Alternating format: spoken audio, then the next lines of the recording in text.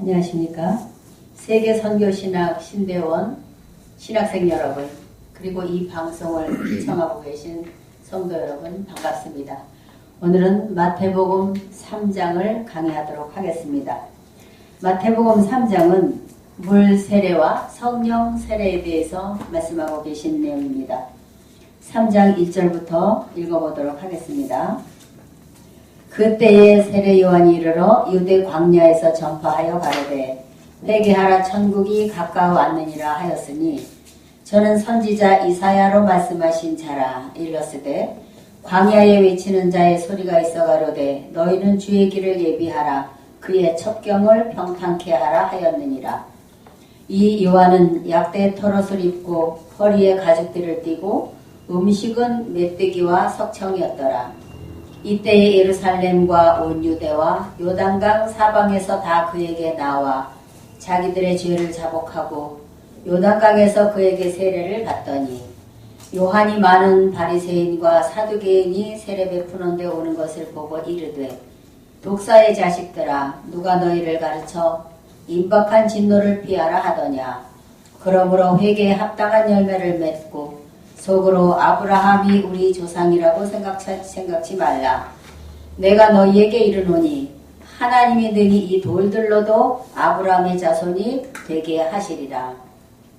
이미 도끼가 나무 뿌리에 놓였으니 좋은 열매 맺지 아니하는 나무마다 찍어 불에 던지우리라. 나는 너희로 회개케 하기 위하여 물로 세례를 주거니와 내 뒤에 오시는 이는 나보다 능력이 많으시니 나는 그의 신을 들기도 감당치 못하겠노라. 그는 성령과 불로 너희에게 세례를 주실 것이요 손에 키를 들고 자기의 타작마당을 정하게 하사 알곡은 모아 국간에 들이고 죽정이는 꺼지지 않는 불에 태우시리라. 1절부터 12절 말씀까지 읽어봤습니다. 여기 광야에서 외치는 소리라고 말씀을 하고 계시는데 세례 요한이 광야에서 외치는 자의 소리라 이런 말씀을 하십니다. 세례 요한은 사실 예루살렘 성전에 거기 기거하면서 거기에 마지막 제사장으로 있어야 할 사람이었지요. 세례 요한의 아버지 사라바를 죽이고 그 다음에 세례 요한을 광야로 쫓아내고 그 예루살렘 성전은 누가 차지를 하고 있었느냐 하면 서기관과 바리새인들, 그 당시에 그 유대교에 내노라 하는 제사장들이 그 자리를 차지하고 있었습니다. 여기 마태복음 그 3장은 예수님과 세례 요한의 관계와 그리고 예수님이 하나님의 진정한 아들이라는 것을 증언하는 내용이 들어있기도 합니다. 여기 지금 읽은 말씀이 이 공간 복음서에는 마가복음 1장 1절에서 8절 말씀, 누가복음 3장 1절에서 17절 말씀, 요한복음 1장 19절 28절 말씀까지 같은 내용이 들어있기도 합니다. 여기 이제 세례 요한은 유대 광야에서 회개하라 천국이 가까이 왔느니라 외치고 있습니다. 세례 요한은 주의 길레비 사자로 활동을 하고 있습니다. 말라기 3장 1절과 4장 5절 그 다음에 이사야 40장 3절에 예언된 말씀을 이루기 위해서 세례 요한은 예루살렘 성전 근처에서 외치는 것이 아니라 사막 같은 곳 광야에 나가서 외치고 있는 것이죠. 여기 이사야 40장 3절 말씀을 보면 외치는 자의 소리여 가로되 너희는 광야에서 여호와의 길을 예비하라. 사막에서 우리 하나님의 대로를 평탄케 하라. 이사야서에 이래 말씀을 해 놓으셨기 때문에 세례 요한 또한 이 말씀을 이루기 위해서 하나님께서는 세례 요한을 광야로 내모시고 거기에서 외치는 자의 소리로서 여기 그 성경이 이루어지는 내용을 볼 수가 있습니다. 세례 요한은 여호와의 길을 예비하고 하나님의 대로를 평탄케 하기 위하여 예비된 사자이기도 합니다. 그리고 세례 요한은 약대 털옷을 입고 허리에는 가죽띠를 띠고 메뚜기와 석청을 먹었다 이래 말씀을 하시지요. 석청이라는 것은 돌에서 나는 야생꿀입니다. 집안에서 밥을 먹고 빵을 먹고 떡을 떼는 것이 아니라 광야에 나가서 회개하라 천국이 가까이 왔느니라 외치면서 이상한 그 옷을 입고 이상한 음식을 먹으면서 외치고 있는 것이죠. 약대 토롯은 물에 젖어도 금방 건조가 됩니다. 그리고 보온성이 뛰어났으므로 주야로 기온 차이가 많은 사막에서 있기에 매우 적당한 곳이기도 했지요. 이스라엘 나라는 낮에는 뜨겁지만 해가 넘어가고 저녁이 되면 굉장히 쌀쌀한 날씨이기도 합니다. 광야에서 생활을 하는 세례요한은 이와 같이 약대 토롯을 입고 광야에서 기거하면서 이렇게 주의 길을 평탄케 하는 그 사자로서의 일을 감당하고 있었습니다. 이스라엘은 낮은 강수량과 그리고 건조한 토양, 나무나 풀이 거의 없는 땅입니다. 사막 같은 곳이 굉장히 많은 곳이지요. 세례 요한의 활동 무대가 이 광야 사막지대였던 것입니다. 예루살렘과 온 유대와 요단강 사방에서 사람들이 세례 요한의 말을 듣고 이제 자기의 죄를 자복하고 요단강에서 세례를 받으려고 많은 사람이 나오고 있었습니다.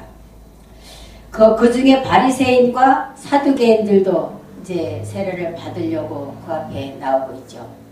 그런데 여기 이제 하는 말이 그렇게 말을 합니다.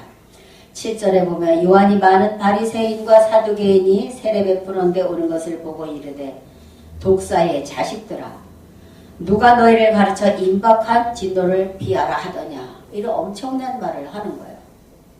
독사의 자식들아. 거기 서기관 바리새인 사두개인 이 사람들은 정말로 어마어마한 그런 제사장직을 감당하고 그런 직분이 있는 사람들인데 광야에서 털옷을 입고 이렇게 사는 사람이 어찌 보면 노숙자처럼 거렁뱅이처럼 이렇게 살지 않습니까? 그런 사람이 이 분들을 보고 독사의 자식들아 너희가 어떻게 임박한 진노를 피하겠느냐 이런 말을 합니다. 그리고 8절에 보면 그러므로 회개에 합당한 열매를 맺고 속으로 너희들이 아브라함이 우리 조상이라고 생각하지 말아라.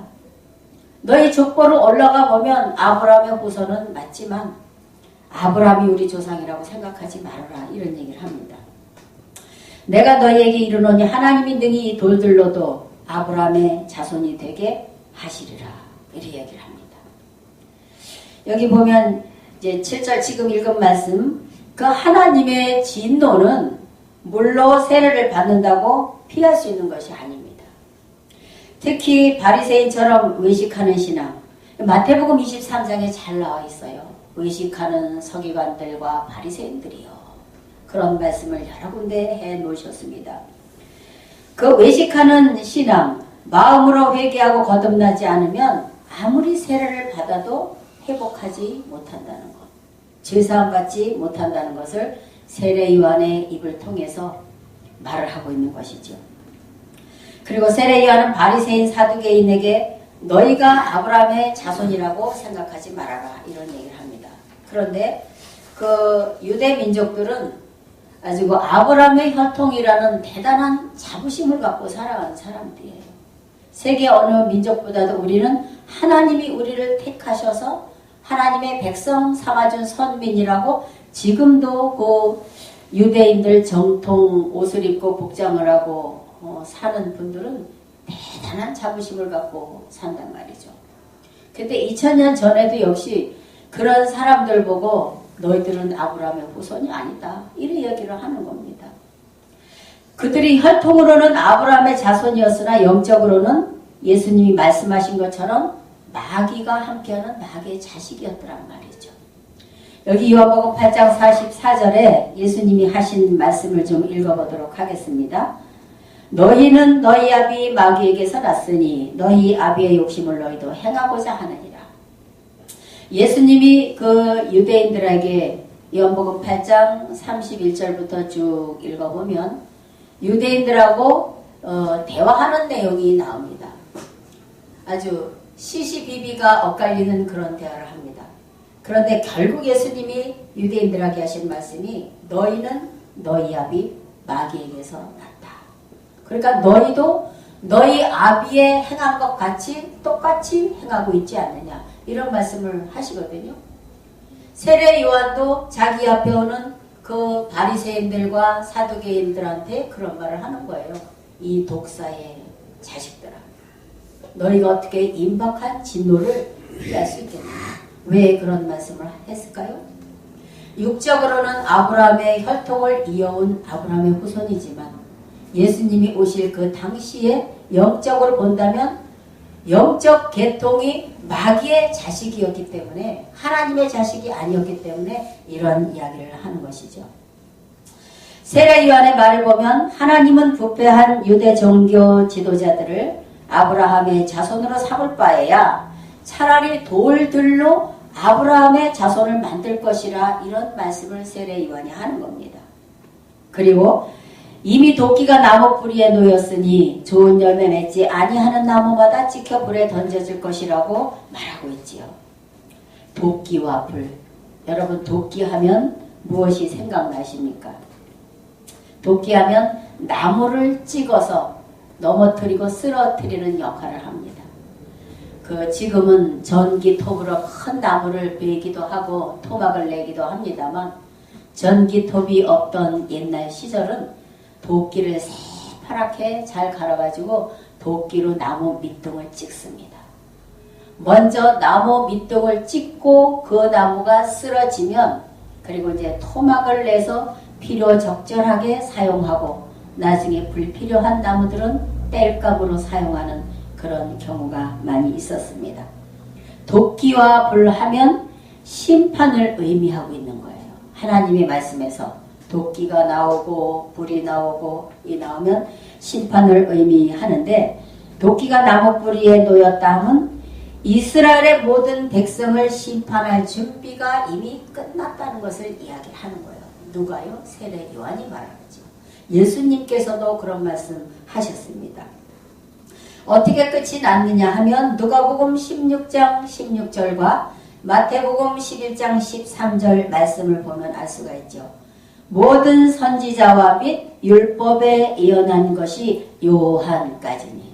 어떤 요한? 세례 요한까지가 율법에 마치는 시점입니다. 아브라함으로부터 약속을 하시고 오랜 세월 내려오던 이스라엘의 모든 하나님의 약속은 세례 요한 때까지가 끝이고, 예수님으로부터는 육적 혈통 이스라엘이 아닌 영적 이스라엘로 시대가 변화가 되는, 변해지는 그런 시점을 의미하고 있기 때문에 모든 것은 세례 요한 때까지가 끝이고, 이제 이스라엘은 하나님께서 나무에 도끼를 대서 찍어 넘기는 것처럼 이스라엘을 심판하겠다는 내용이 마태복음 3장에 들어있는 내용입니다. 세례 요한은 자기는 물로 세례를 주지만 자기보다 훨씬 능력 있는 분이 오시면 그 그리스도가 뒤에 오셔서 성령과 불로 세례를 주시겠다고 소개를 하고 있습니다. 여기서 불이라는 것은 육적으로도 불하면 어떤 성분이 있습니까? 불은 지저분한 것을 다 태워 없애는 그런 소멸하는 의미가 있고, 뜨겁고 태운다, 새롭게 한다, 다 태워 없애버리는 거예요. 여러분, 집이나 건물에 불이 나서 소방차가 가도 끌 수 없는 엄청난 큰 불이 나면, 불이 다 타고 나면 뭐만 남습니까? 잿더미만 남아요. 한 줌의 재밖에 남질 않습니다. 그리고 큰 장마가 져서 물이 번창을 해가지고 큰 장마가 지면 물이 싹 쓸고 나면 뭐가 남아요? 빈터만 남아요. 성경에서 말씀하시는 불이다, 물이다, 불과 성령으로, 물과 성령으로 거듭나라, 이래 말씀하시는 것은 이런 내용이기도 합니다. 좀 깊은 내용이긴 합니다만, 불은 모든 악한 것을 사르는 하나님의 말씀을 가리키는 거예요. 내 뒤에 오시는 이는 불로, 성령으로 세례를 줄 것이다. 나는 불로 세례를 주지만, 그럼 불세례라고 하는 것은 어떤 의미를 가지고 있느냐 하면 에레미야 5장 14절 말씀을 보면 그러므로 만군의 하나님 여호와가 이같이 말하노라. 그들이 이 말을 하였은즉 볼지어다 내가 내 입에 있는 나의 말로 불이 되게 하고. 뭐가 되게 하고요? 불이 되게 하고 이 백성으로 나무가 되게 하리니 그 불이 그들을 사르리라. 아멘. 하나님의 말씀을 에레미야 선지자의 입에 넣어주시고 너가 나가서 외치는 모든 말이 뭐가 되게 하고 불이 되게 하고 그리고 이 말을 듣는 이스라엘 백성은 나무가 되게 해서 내가 일러주는 너 입에서 나가는 말이 불이 되고 이스라엘 백성의 나무 같은 저 백성을 뭐하겠다? 심판하시겠다는 내용이 에레미야 5장 14절에 들어 있습니다. 누가복음 12장 49절을 보면 내가 불을 땅에 던지러 왔노니 이 불이 이미 붙었으면 내가 무엇을 원하리요? 예수님이 하시는 말씀이요. 예수님이 이 땅에다 뭘 던지러 오셨다고요? 불을 던지러 오셨대요. 그러면 세례 요한이 한 말 중에 내 뒤에 오시는 이는 불과 성령으로 세례를 주겠다. 그래 예수님은 뭘 던지러 오셨어요? 불을 던지러 오신 거죠. 불은 무엇이라고요? 소멸하는, 심판하시는 그런 내용의 말씀입니다. 그러면 예수님께서 오셔서 불을 던지셨어요. 어디다? 이스라엘 유대 땅에다 불을 던지셨어요. 근데 한탄하시는 말씀이 이 불이 이미 붙었으면 내가 무엇을 원하리요? 하는 거 보니까 불이 붙은 거예요? 안 붙은 거예요? 안 붙은 거예요. 그러면 예수님이 육적으로 불을 내려오셨으면 산이나 나무나 이런 풀더미나 이런 데다가 불을 던지셔야지 그 붙지도 않는 땅에다가 왜 불을 던지셨을까요? 땅은 무엇입니까? 어느 미련한 사람이 저 맨 땅에다 불을 던져서 왜 불이 안 붙지? 왜 안 붙지? 이러겠습니까? 하나님의 아들로 오신 전능자 예수님입니다. 그 예수님이 땅과 같은 흙과 같은 사람의 마음에 하나님의 불과 같은 말씀을 전하러 왔는데 이 말씀이 그 사람들 마음에 전해지지 않았더라. 이런 내용입니다. 예수님은 하나님의 말씀과 성령으로 진정한 세례를 베푸신 것이지요. 우리는 예수님께서 베푸시는 불과 성령으로 세례를 받고 거듭나야만 소망하는 천국에 갈 수 있는 것입니다. 요한복음 3장 3절에서 6절 말씀에도 그런 예수님께서 니고데모와 대화하는 내용 중에 니고데모에게 그런 말씀하시죠. 너가 물과 성령으로 다시 나지 아니하면 하나님 나라 바라볼 수 없다. 두 번씩이나 말씀을 하시는 거예요. 또 너가 물과 성령으로 거듭나지 아니하면 하나님 나라 갈 수 없다. 이렇게 말씀을 하세요. 사랑하는 신학생 여러분, 사랑하는 성도 여러분, 주님께서 우리에게 주신 이 말씀의 메시지가 우리의 마음을 좀 울렸으면 좋겠습니다. 그냥 책 읽듯이 읽어 내려가지 마시고 분명코 요한복음 3장에서 하시는 말씀도 물과 성령으로 다시 나지 않으면, 물과 성령으로 거듭나지 않으면 하나님 나라 갈 수 없다. 볼 수도 없다. 분명코 이리 말씀을 하셨다면 물과 성령으로 다시 나고 거듭나는 것이 어떤 의미인지 우리는 이 말씀을 한번 깊이 생각을 해봐야 할 줄 믿습니다. 다시 나지 않고 거듭나지 않으면 천국에 갈 수 없다면 우리는 이 주님이 주시는 말씀으로 새롭게 되지 않고 거듭나지 아니하면 우리의 소망하는 천국을 갈 수 없다는 내용이기도 하지요. 그리고 세례 요한은 자기는 예수님의 신을 들기도 감당치 못한다고 자신을 낮추면서 그리스도가 내 뒤에 오시는 그리스도가 손에 키를 들고 자기의 타작마당에서 추수한 알곡을 골라 알곡은 곳간에 들이고 쭉정이는 꺼지지 않는 불에 태워버리겠다는 말씀입니다. 여기 11절 12절 말씀이에요. 도끼 이야기를 하면서 11절에 나는 너희로 회개케 하기 위하여 물로 세례를 주거니와 내 뒤에 오시는 이는 나보다 능력이 많으시니 나는 그의 신을 들기도 감당치 못하겠노라. 그는 성령과 불로 너에게 세례를 주실 것이요 손에 키를 들고 자기의 타작마당을 정하게 하사 알곡은 무화 곳간에 두리고 쭉정이는 꺼지지 않는 불에 태우시리라. 이래 말씀을 하시죠. 예수님은 그 유대교라는 그 밭에다가 누가 씨를 뿌리셨습니까? 아브라함의 후손들인 하나님이 첫 번째 택하셨던 선민들에게 하나님의 말씀을 전해주셨습니다. 누구를 통해서요? 선지자들을 통해서, 모세를 통해서 시편의 선지자의 글 속에 온통 하나님의 말씀을 전해주었습니다. 그리고 그 약속의 민족 유대인들은 하나님의 말씀을 늘 마음에 새기고 미간에 새기고 옷술에 새기고 앉으면 회당에 가서 말씀을 상고하고 그리고 하나님께 충성과 최선을 다해서 신앙을 하였던 것이죠. 그런 유대교라는 밭에다 이스라엘 백성을 전도하는 것이지요. 예수님이 오셔서 유대교, 하나님이 말씀을 주신 그 밭에서 하나님의 백성들을 전도하시는 내용입니다. 그래서 내가 불을 땅에 던지러 왔는데 이 불이 붙지 않았다. 붙었으면 내가 무엇을 원하겠느냐. 누가복음 12장 49절에서 그런 애타하시는 말씀을 하신 것입니다. 알곡과 쭉정이를 골라내듯 구분을 하시는 것입니다. 타작마당이라는 것은 이제 예수님의 교회입니다. 오늘날로 보자면 자기의 타작마당에서 키를 들고 정하게 하사 알곡과 쭉정이를 가르신다고 말씀을 하십니다. 사랑하는 여러분, 이 신약 성경은 누가 보고 계시나요? 2000년 전에 유대인들이 보고 계시나요? 누가 보고 계시나요? 오늘날 저와 여러분이 보고 있는 책입니다. 그리고 이 약속은 누구에게 주신 것이냐 하면 저와 여러분한테 약속을 주신 것입니다.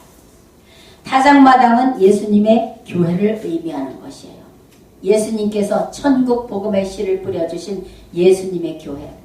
각 교단이 다르거나 교파가 다르거나 다 다르다 할지라도 하나님을 우리의 아버지라고 생각을 하고 예수님께서 나의 죄를 위하여 돌아가 주신 나의 구원자라고 생각을 하는 모든 사람들한테, 모든 교회들한테 이 약속의 말씀을 주신 거기 때문에 타작마당이라 하는 것은 예수님의 교회를 의미하는 것입니다. 그리고 알곡은 예전에는 구약의 말씀의 시로 결실한 성도들을 추수하는 것이었지만 오늘날은요. 이 신약의 말씀으로 이 복음을 전해들은 모든 사람들을 예수님이 다시 오시는 그때는 예수 교회 안에서 골라내시겠다는 내용입니다. 쭉정이는 하나님의 말씀이 없는 표면적인 신앙인을 의미하는 거예요. 우리가 기왕 신앙을 하려면 하나님의 말씀을 그냥 읽고 지나가면서 귀 밖으로 흘려 넘길 것이 아니라 귀로 분명히 듣고 마음에 온전히 새겨서 말씀의 길을 따라서 신앙을 해야 할 줄 믿습니다. 이런 하나님의 말씀이 내 마음에 새겨지지 않고 교회 문전만 마당만 밟고 왔다 갔다 하는 사람은 이와 같이 쭉정이에 해당하는 사람입니다. 말씀이 없는 표면적인 신앙인이고 곳간은 천국을 의미합니다. 알곡은 무화 곳간에 드린다고 말씀하지 않았습니까? 꺼지지 않는 불은 영원한 지옥 형벌을 의미하고 있습니다. 계시록에서도 여러 곳에 언급이 되고 있습니다만 유황불못, 영원히 꺼지지 않는 그런 못에다 불못에 던지우겠다고 말씀하시는 내용이 있습니다. 세례요한은 세례를 받으신 지 예수님은 세례 요한한테 가서 세례를 받으십니다. 같은 내용이 마가복음 1장 9절에서 11절 말씀과 누가복음 3장 21절에서 22절 말씀, 또 요한복음 1장 29절에서 34절에 같은 내용의 말씀이 적혀 있습니다. 여기 13절에서 17절 말씀까지 좀 읽어보도록 하겠습니다. 이때에 예수께서 갈릴리로서 요단강에 이르러 요한에게 세례를 받으려 하신대 요한이 말려 가로되 내가 당신에게 세례를 받아야 할 터인데 당신이 내게로 오시나이까. 예수께서 대답하여 가라사대 이제 허락하라. 우리가 이와 같이 하여 모든 의를 이루는 것이 합당하니라 하신대. 이에 요한이 허락하는지라. 예수께서 세례를 받으시고 곧 물에서 올라오실새 하늘이 열리고 하나님의 성령이 비둘기같이 내려 자기 위에 임하심을 보시더니 하늘로서 소리가 있어 말씀하시되 이는 내 사랑하는 아들이요 내 기뻐하는 자라 하시니라. 아멘. 세례 요한이 요단강에서 많은 사람들한테 세례를 베풀고 있을 때 예수님께서 세례 요한을 찾아가는 것입니다. 그런데 여기 보니까 14절에 예수님이 세례를 받으러 가니까 요한이 말려가로되 내가 당신에게 세례를 받아야 되는데 당신이 어째 내게 와서 세례를 받고자 하십니까? 왜 세례를 안 주려고 하는 거예요? 15절에 예수께서 대답하여 가라사대 이제 허락하라. 우리가 이같이 해야 하나님의 의를 이루는 것이다. 이런 말을 합니다. 그래 이제 세례를 주지요. 세례를 받고 나니까 16절에 예수께서 세례를 받으시고 물에서 곧 올라오실새 무엇이 열렸다 합니까? 하늘이 열렸다 합니다. 하늘이 열리고 하나님의 성령이 비둘기같이 내려 자기 위에 임하심을 보시더니 예수님께서 목수의 아들로 가난한 나사렛 동네에 태어나서 맏아들이잖아요. 밑에 동생들도 많이 있었고 부모님을 도와서 목수의 일을 하시던 분이에요. 우리 예수님은 공부를 하신 분도 아니고 그렇게 부잣집에서 태어나서 호강을 하신 분도 아니에요. 어려운 동네에서 어렵사리 태어나서 부모와 동생들을 돌보면서 목수의 일을 30세까지 하셨습니다. 그런데 이제 하나님의 역사가 시작되는 때에 공생애가 시작되는 때에 이제는 세례를 받고 주님이 역사를 시작하는 때에 세례 요한을 찾아가신 것입니다. 여기 왜 세례 요한을 찾아갔느냐 하면 여기 말라기 3장 1절에 만군의 여호와가 이르노라 보라 내가 내 사자를 보내리니 그가 내 앞에서 길을 예비할 것이요 또 너희의 구하는 바 주가 호련히 그 전에 임하리니 곧 너희의 사모하는 바 언약의 사자가 임할 것이라. 요 약속의 말씀 때문에 길 예비 전에서 꼭 언약의 사자가 나와야 되기 때문에 이미 말라기서에 하나님이 예언을 해 놓으셨어요. 그러니까 예수님은 세례 요한한테 가서 세례를 받으시는 것이 하나님의 의를 이루고 이 말씀을 이루시기 위해서 꼭 세례 요한한테 가서 세례를 받고 시작을 하셨어야만 됐던 것이죠. 언약의 사자가 그 전에서 나와야 되기 때문에. 그럼 세례 요한은 평민이 아니지 않습니까? 일반 사람이 아니지 않습니까? 그 예루살렘 성전의 계보를 이어오던 마지막 주자예요.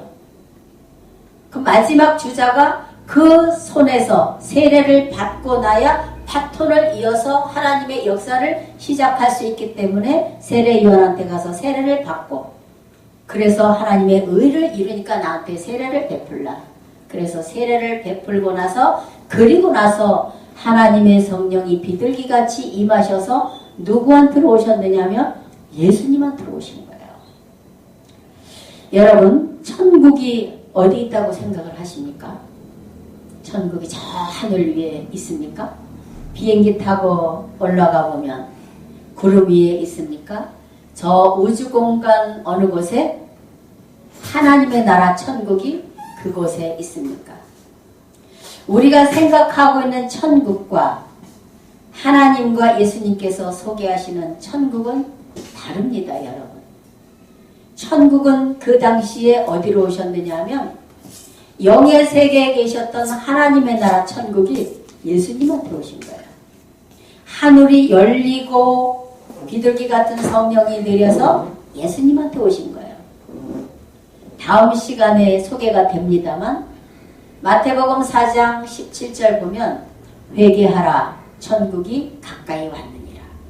하늘 천 나라국이잖아요. 하나님 나라 천국이 어디로 온 거예요? 예수님 들어온 거예요. 이해가 가십니까?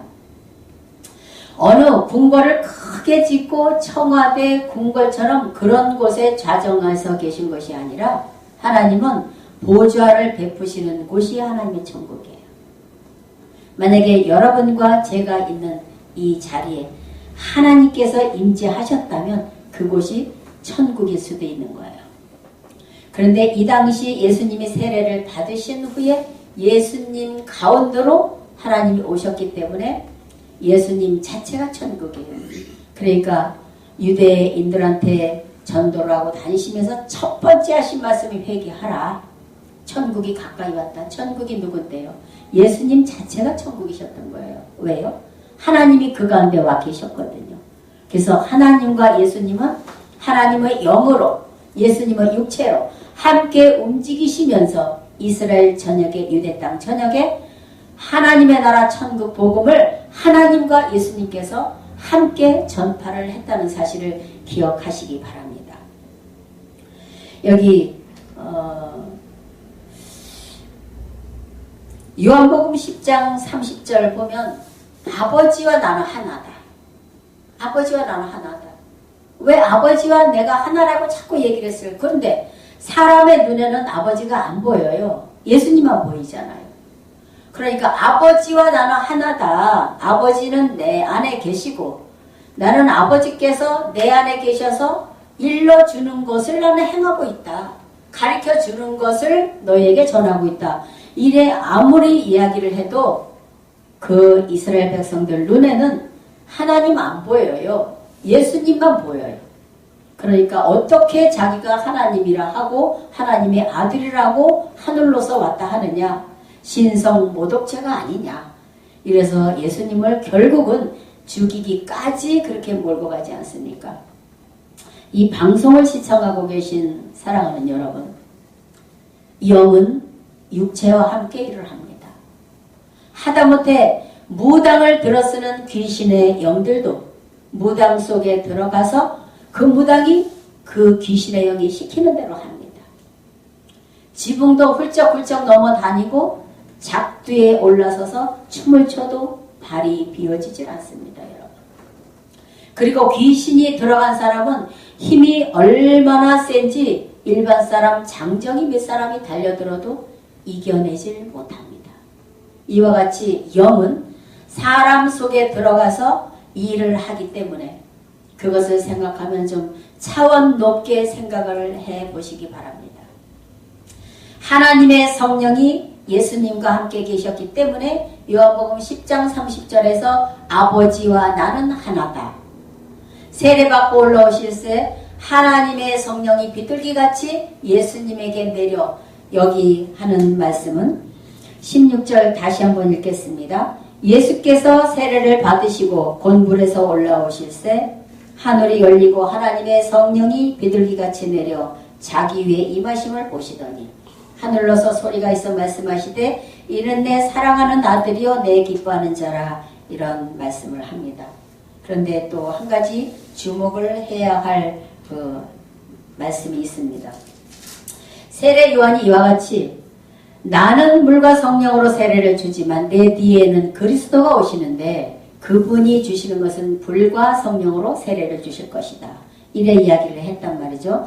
여기 요한복음 1장 29절에서 34절 말씀을 읽으면서 다시 한번 설명을 드리기로 하겠습니다. 요한복음 1장 29절에서 34절 말씀. 이튿날 요한이 예수께서 자기에게 나오심을 보고 가로되 보라 세상 죄를 지고 가는 하나님의 어린 양이로다. 내가 전에 말하기를 내 뒤에 오는 사람이 있는데 나보다 앞선 것은 그가 나보다 먼저 계심이라 한 것이 이 사람을 가리킴이라. 나도 그를 알지 못하였으나 내가 와서 물로 세례를 주는 것은 그를 이스라엘에게 나타내려 함이라 하니라. 요한이 또 증거하여 가로되 내가 보매 성령이 비둘기같이 하늘로서 내려와서 그의 위에 머물렀더라.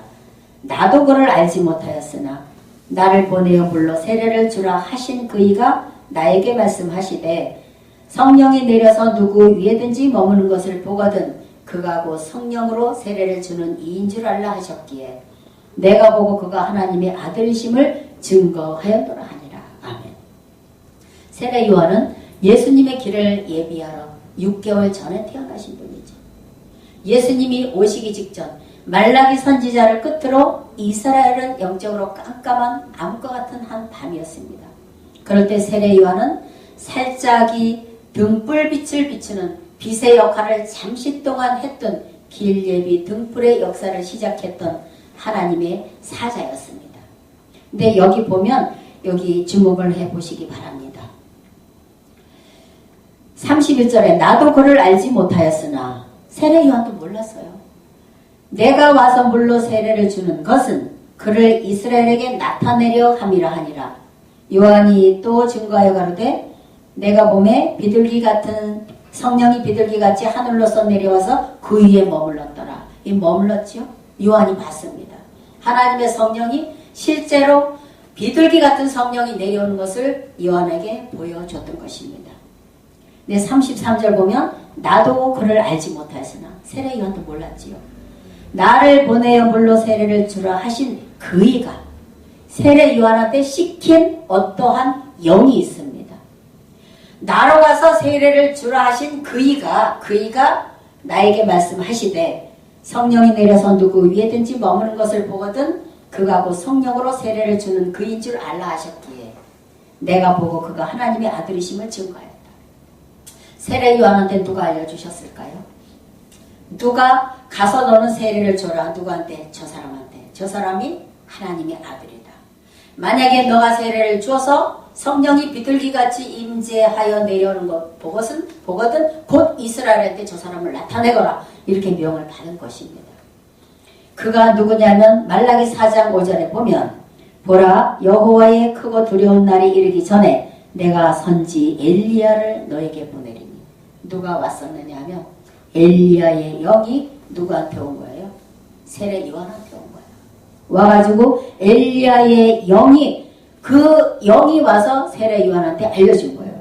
그러니까 33절에 나도 그를 알지 못하였으나 나를 보내어 물로 세례를 주라 하신 그이가 나에게 말씀하시되 그이가 누구냐면 말라기서 4장 5절에 예언해 놓으신 엘리야의 영이 세례 요한한테 가서 나타내라. 성령이 비둘기같이 임재하여 그 위에 머무는 것을 보거든 그가 하나님의 아들인 것을 이스라엘 전역에 나타내서 그를 증거하거라 이래 말했던 것이죠. 사랑하는 여러분, 엘리야 아시지요? 다 엘리야, 엘리사, 구약의 선지자들 아닙니까? 근데 엘리야는 어떻게 된 사람일까요? 엘리야가 육체로 이 땅에서 죽었습니까? 아닙니다, 여러분. 엘리야는 하늘에서 불수레가 내려와서 엘리야를 태우고 갔습니다. 그럼 엘리야는 어디로 갔을까요? 산채로 하나님의 나라에 올라간 사람이에요. 산채로 간 사람이 몇 명 되지 않아요? 몇 명 됩니다. 그런데 또 한 가지 마태복음 17장 보면 그 변화산에서 예수님께서 베드로, 요한, 야고보를 데리고 변화산에 올라갑니다. 올라갔는데 거기 누가 내려왔어요? 변화산에. 모세하고 엘리야가 내려왔어요. 성경이 증거를 해주고 있지 않습니까? 그런데 예수님의 얼굴도 평소에 모시고 다녔던 그런 주님이 아니셨던 것이죠. 아주 남루하고 초라했던 못생겼던 예수님 모습은 얼룩 간 곳이었고 너무나도 휘황찬란한 모습을 본 거예요. 제자들이. 넋이 빠질 정도로. 그러니까 뭐라 그래요? 주님, 우리 여기서 내려가지 말고 초막셋을 질 테니 하나는 모세를 위하여 하나는 엘리야를 위하여 하나는 주를 위하여 질 테니 우리 여기서 삽시다 그러잖아요. 그때 주님 뭐라고 하셔요? 쓸데없는 얘기 하지 말고 너네들 내려가서 지금 여기에서 본 것을 아무한테도 말하지 마라 이런 얘기를 하십니다. 그러면 엘리야의 영이 불말불수라를 타고 하나님께로 올라갔던 엘리야의 영이 누구한테로? 2000년 전 세례 요한한테로 내려와서 세례를 베풀라고 명을 내렸고 세례 베풀다가 성령이 비둘기같이 내려서 머무는 사람을 보거든 그가 하나님의 아들인 것을 너는 나타내거라 이래 이야기를 한 것입니다. 이렇게 해서 말라기 3장 1절의 말씀도 이루어졌고 말라기 4장 5절의 말씀도 마태복음 3장에서 이루어지는 내용을 오늘 살펴볼 수 있었습니다. 오늘의 이 말씀 속에서 우리들이 교훈을 얻을 것은 무엇이냐 하면 아무리 세례를 받고 한다 하더라도 불과 같은 말씀으로 주님의 이 말씀으로 우리 심령을 씻지 않고 우리의 죄성을 없애지 아니하면 우리가 하나님의 나라 갈 수 없다는 것. 이제 쭉 가면서 계속 말씀을 드리겠습니다만 이 예수님의 불과 같은 물과 같은 그런 성령의 도우심으로 거듭나고 다시 나야만 우리가 반듯한 하나님의 자녀로서 살 수가 있고 하나님 나라 천국에 무사히 들어갈 수가 있습니다. 사랑하는 우리 신학생 여러분, 하나님의 이 말씀을 놓치지 마시고 올바로 깨닫고 바로 배우고 성장하셔서 여러분들한테 맡겨지는 나중에 그 많은 영혼들을 꼭 신앙이 자랄 수 있도록 하나님 나라의 성도로서 훌륭한 사람으로 잘 만드셔서 가르치는 자나 배우는 자나 따르는 자나 모두가 다 동일한 축복이 임하시기를 예수님의 이름으로 이 시간 간절히 기원드리겠습니다. 다음에는 마태복음 4장의 말씀을 말씀드리도록 하겠습니다. 감사합니다.